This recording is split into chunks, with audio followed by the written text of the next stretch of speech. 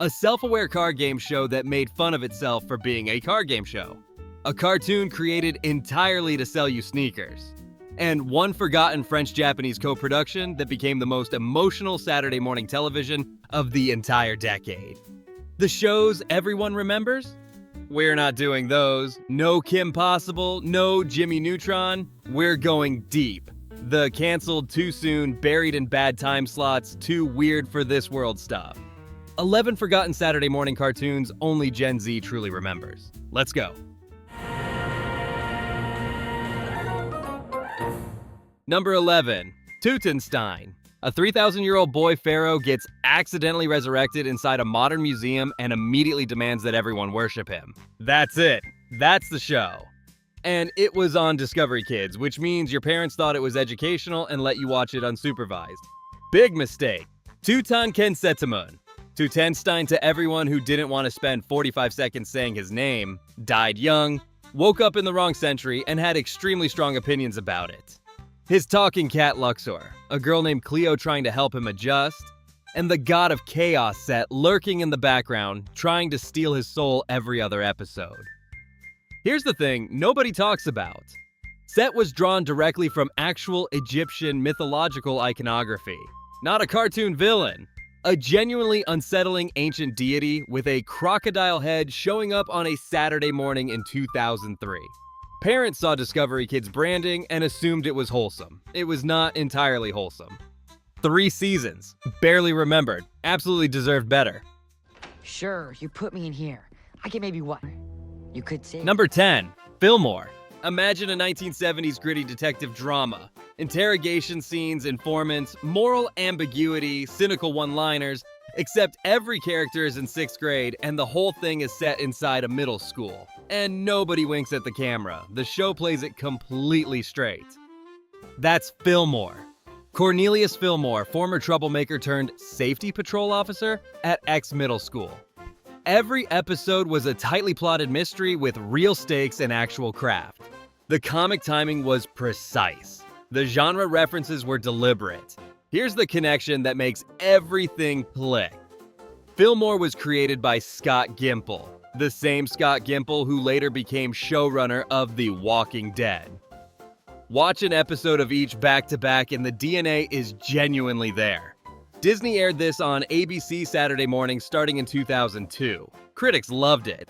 Kids were mildly confused by it. It was canceled after 26 episodes and quietly buried. The internet eventually found it and built a passionate cult following, but that was 15 years too late. Fillmore deserved a longer run, and it never got one.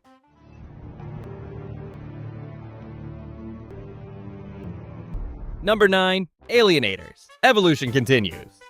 Based on the 2001 Ivan Reitman movie Evolution, which you may remember as the alien movie that wasn't Men in Black, this show followed the same team of scientists defending Earth from rapidly evolving alien organisms called the Genus. It aired on Fox Kids, not the Discovery Channel, which is important context for what you're about to hear. The alien biology in this show was genuinely disturbing in a way a Fox Kids cartoon had absolutely no business being. Creatures evolving in real time, episode after episode, into something capable of leveling a building. The science was simplified but not completely fabricated, which somehow made it worse. 1 season. The movie underperformed. The toys didn't move. Gone by 2002. But the image of a single organism evolving into something terrifying in under a minute is the kind of thing that never fully leaves you.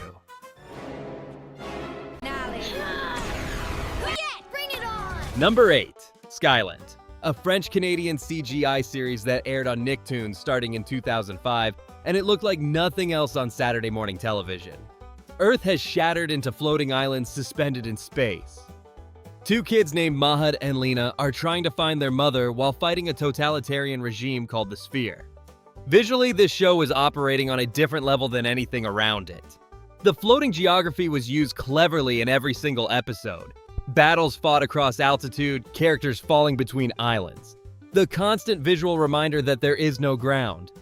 The Sphere, as villains, were legitimately threatening in a way Saturday morning antagonists rarely are. Nicktoons buried it in the schedule. American kids who caught it stumbled onto something genuinely cinematic without realizing it.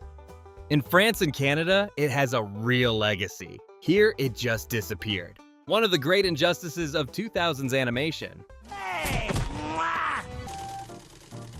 Hey, I want to ride again. Number 7, the Cramp Twins. Twin brothers. Complete opposites. Forced to share a bedroom. Neither one okay with it. Wayne is aggressively, enthusiastically, philosophically disgusting. Swamp obsessed. Committed to filth as a lifestyle. Lucien is a neurotic neat freak who treats the existence of his brother as a personal attack. The show depicted Wayne's grossness with a level of detail that made parents genuinely uncomfortable, and kids absolutely lose it. Here's a detail that makes this one even more interesting. The Cramp Twins was based on a graphic novel by Brian Wood, making it one of the few Saturday morning cartoons with legitimate literary source material. It was a British-German-American co-production that aired on Foxbox, later 4Kids TV, starting in 2003 before moving to Cartoon Network. Funny, strange, committed to its bit in a way most cartoons aren't. It ran for 4 seasons and left almost no footprint. The kids who loved it remember it like a secret. Defrosted for you and his pupils thought out. Number 6, Yvon of the Yukon. A 17th century French explorer gets frozen in the Arctic for 300 years. A dog thaws him out. He is now permanently stuck in a small Inuit village in the modern world, and he is not adjusting well. Yvon of the Yukon was a Canadian production that aired on Toon Disney in the US, which immediately explains why nobody saw it. The humor was strange. The pacing was strange. Yvon wasn't charmed by the 21st century the way these fish-out-of-water premises usually go. He was genuinely, consistently distressed by it. There's something darker and funnier about distress than wonder, and this show understood that. 4 seasons in Canada. A minor classic there. In America, it existed in the Toon Disney scheduling void where shows went to be technically available and practically invisible. If you caught it, you remember it. Almost nobody caught it. If these are hitting harder than you expected, smash that like button and subscribe. We do this every single week, and stick around because the back half of this list is where things get really interesting. Do I look like I'm joking? Look, okay, I don't do this. Number 5, Zevo 3. Here is a sentence that is completely true. Nickelodeon aired a superhero cartoon in 2010 that was created by Skechers, the shoe company, to sell shoes.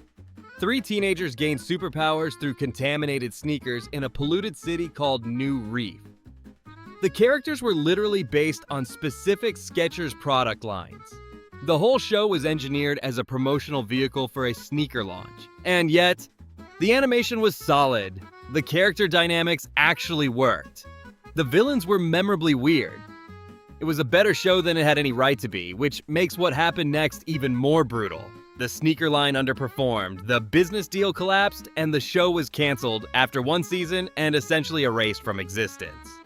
Zevo 3 is the purest artifact of 2000s corporate entertainment logic. It should not be fondly remembered. Many people remember it fondly anyway. That's the 2000s for you.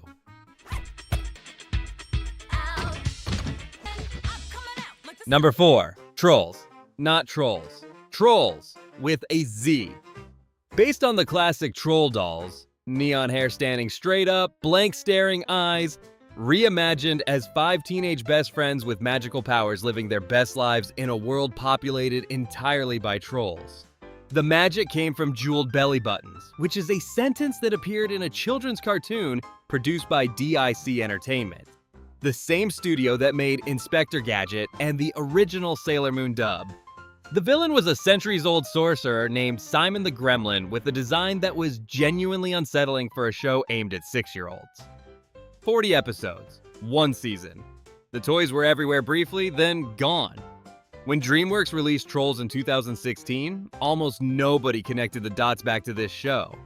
Trollz was simply deleted from the cultural memory so completely that its own spiritual successor got to pretend it didn't exist. It's up to you, Shobu.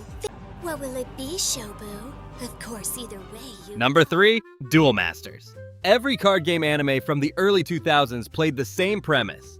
Cards come to life. Cosmic stakes, the fate of the world decided by a children's trading card game, completely straight. Yu-Gi-Oh! Never once questioned whether this was a reasonable situation. That was the genre. And then Duel Masters arrived in 2004 and made one radical creative choice. It decided to be funny about it. The English dub was rewritten by Plastic Cow Productions, who were given permission to punch up the scripts because the original Japanese version was seen as too close to Yu-Gi-Oh! Characters acknowledged the absurdity. The show undercut its own dramatic moments. It was self-aware before self-aware was a comfortable mode for Saturday morning TV. The card game never took off the way Pokemon or Yu-Gi-Oh! Did. The show faded by 2006, but kids who found it while already deep in card game culture discovered something unexpected. A show that was in on the joke. That's rarer than it sounds. Good luck, guys. So, Molly, according to Russian... Number 2, Oban Star-Racers, a French-Japanese co-production, 2006. Aired on Jetix, a network that existed inside other networks, in time slots that shifted without warning, which is the main reason you may have only caught 3 episodes of this show despite it being extraordinary. Eva Wei is 15 years old. She sneaks onto a starship to reconnect with her estranged father, and immediately gets recruited as a co-pilot in the Great Race of Oban, an intergalactic competition with a prize powerful enough to reshape the entire universe. Her father doesn't know she's there. The race is genuinely dangerous. People don't all make it. The animation was cinematic. The racing sequences were fluid in ways that still hold up. And the emotional core, a teenage girl and her absent father forced into the same cockpit, working through years of damage in real time while the universe watches, was handled with a maturity that Saturday morning television almost never attempted. 26 episodes, 1 season, then it was over. The kids who found Oban Star-Racers hold on to it with an intensity completely out of proportion to how briefly it existed. It is the great lost masterpiece of 2000 Saturday morning animation. It deserved a second season, and it never got one, and some of us are still not over it. Come back tomorrow, Cordelia. Nice try, Ophelia. Number 1, W.I.T.C.H. 5 teenage girls, 5 elemental powers, 1 ancient evil trying to break through the veil between worlds, and a level of long-form storytelling ambition that Saturday morning television had almost no business attempting. Will, Irma, Tyranny, Cornelia, and Halen, the W.I.T.C.H. acronym, is literally their first initials, which a shocking number of kids never noticed, are the guardians of the veil, protecting the barrier between Earth and the world of Meridian from the tyrant Phobos. The show aired on Toon Disney and ABC starting in 2004. Here's what made W.I.T.C.H. genuinely different. It trusted its audience. The emotional dynamics between the 5 leads were complicated and real. The arc across Season 1 built methodically and delivered on what it promised. The villain Phobos was calculating and cruel in ways that felt earned, not cartoonish. His sister Yvon had one of the most quietly heartbreaking character arcs in Saturday morning history.